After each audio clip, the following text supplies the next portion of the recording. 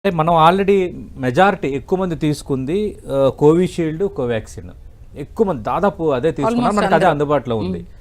ఇప్పుడు కావాలని ఒకవేళ వ్యాక్సిన్ బూస్టర్ తీసుకోవాలనుకున్నా దాదాపు హాస్పిటల్లో అదే అందుబాటులో ఉండొచ్చు, మేబీ అది తీసుకోవచ్చు. బూస్టర్ తీసుకోవటం మూలాన హాని ఏం లేదు, బట్ బూస్టర్ తీసుకున్నాం కదా అని హై రిస్క్ వాళ్ళందరూ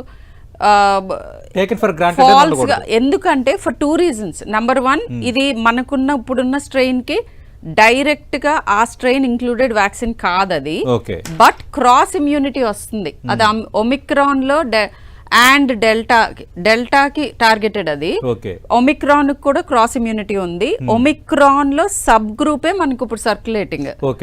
అది ఒక reason. JN1 variant is Omicron. అంటే ఇప్పుడు దానికి సెట్ అయ్యే వ్యాక్సిన్ ఏంటి? ఇప్పుడు అందుబాటులో ఉన్న వ్యాక్సిన్ ఏంటి? మనకి అందుబాటులో ఉన్నది ఎగ్జాక్ట్ గా దానికి సెట్ అయ్యేది ఏది లేదు. లేదు, కానీ క్రాస్ ఇమ్యూనిటీ ఉంటుంది. బట్ వెరీ ఇంపార్టెంట్ థింగ్, ఇవాళ వ్యాక్సిన్ తీసుకుంటే మనకి ఇవాళ ఇమ్యూన్ బూస్ట్ అవ్వదు. It will take minimum of usual గా 2 to 4 to 6 weeks for the boosting up to happen. So yes, ఒక 2 weeks అంటే ఇప్పుడు ఈ స్ట్రెయిన్ ఇంకొక 3 నెలలు మనకి ఇమ్యూనిటీ వచ్చేది, ఇమ్యూనిటీ రాదు అన్లెస్ మనకి ఆల్రెడీ కొంత ఆల్మోస్ట్ మనకి సరిపడా యాంటీబాడీ టైటర్స్ ఉంటే ఎక్కువ వేన్ ఆఫ్ అవ్వకుండా విత్ ఇన్ 2 weeks బూస్ట్ అవుతుంది.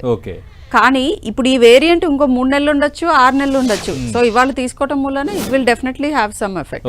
కానీ ఇది పర్ఫెక్ట్ గా దానికి ఈ స్ట్రెయిన్ కి సూట్ అయ్యే వ్యాక్సిన్స్ కాదు మనవి. ఫైజర్వి mRNA వ్యాక్సిన్స్, మన mRNA కాదు. But anyways, as an individual and as a scientific person, I think Covaxin is still the best of the vaccines. And అన్ని wholesome గా చూస్తే I am a fan of Covaxin.